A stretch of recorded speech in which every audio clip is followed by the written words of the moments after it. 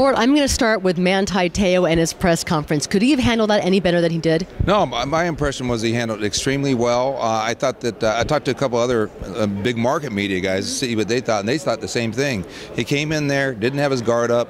He was transparent. He answered questions, wasn't defensive.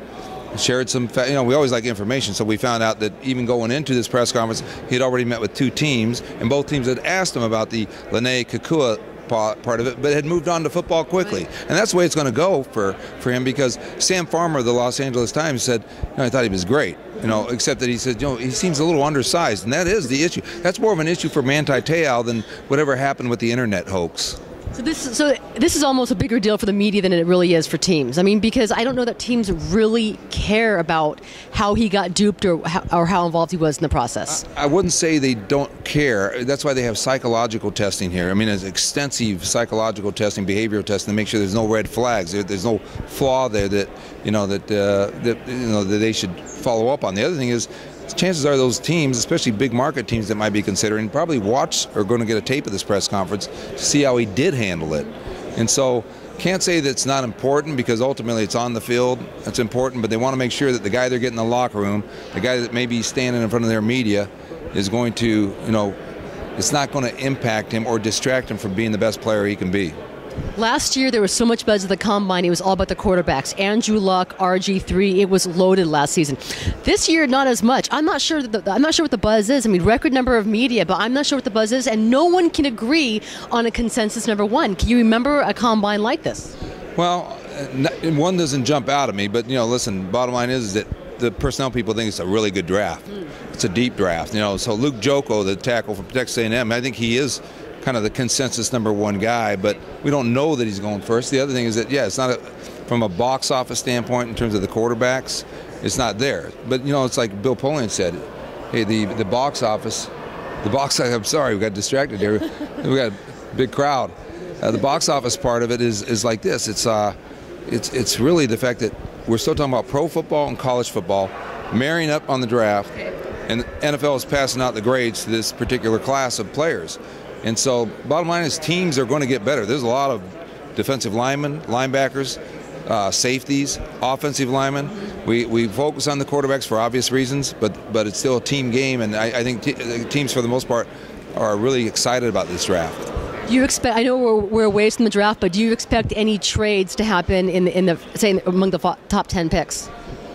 Nothing that jumps out. For a trade to happen, to me, it's going to have to be about a quarterback that somebody, for some reason, covets that we don't see right now. And that's why we have what's the day? We have 2 months till the draft. So what will happen? It's never too soon. No, but I mean, if all of a sudden there's somebody say Geno Smith is slipping, and somebody says we really like him, let's go get him. Maybe that's the possibility, but I don't anticipate that. I think this quarterback class is graded out fairly evenly. That teams will say, we'll just let it fall to us. And so I'm not anticipating a lot of trade activity, so that means there will be a lot of trade activity. Perfect. Now I know. Where do you expect Alex Smith to end up? I think if you're a betting man, which I'm not, I would say Kansas City. Kansas City, does want Nick Foles from Philadelphia, but if that doesn't work out, then they're going to want to have somebody else in there. And so what do you give up for Alex Smith, and what do you want for Alex Smith? That's the key. You're not going to give up a third-round pick, I don't think, for Alex Smith. So, can you get away with a fifth-round pick? That's one place. Arizona, do you trade within the division? I don't think Arizona wants to start trading picks. They did that with Kevin Cobb.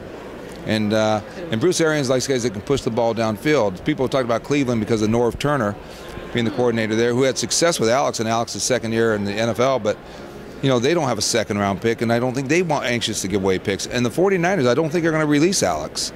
So I can't sit there. There's not this market or this buzz that says teams are clamoring for Alex Smith. But you have to believe with a draft that doesn't necessarily have a guy or the guy, that Alex is going to get some type of opportunity to compete for a job. I'm going to keep you in the AFC West. San Diego Chargers, Mike McCoy, Tom Telesco. What's the rep on those two around the league, and where do you start when it comes to what the Chargers should do with their first pick at number 11? Where do you start? Well, like everybody else has said, offensive line. Hopefully you can get, and you can find offensive linemen. Now the defense was very good last year under John Pagano. You don't if there's a defensive player there that's just as outstanding, and I think you go ahead and take them. But to me, You have to fix that offensive line. You got to get Philip Rivers comfortable. I think, for Mike McCoy, and I think this is one of Mike's strengths, he's got to rebuild Philip's confidence. It's hard to ever imagine Philip Rivers not being confident, right. And he would never admit to it. But I think that that's the one thing he has got to do. And the one way to do that is let's protect the guy. Let's put some more people around him. Is there a Darren Sproles out there in this draft? I mean, what happens if Tavon Austin's not going to? It's too early to take him with the 11th pick. Mm-hmm. But boy, he'd be tempting. But they're not going to take him at 11. Right? So, but they know. Let's face it. Telesco's been around. He should know how to build a team. And I think a lot of it is about getting Philip Rivers back to being one of the top tier quarterbacks in the league. The Oakland Raiders finally have a draft. They actually get to pick this year in the first round. Where do you start with the Oakland Raiders when it comes to first need? But they don't have a second-round pick.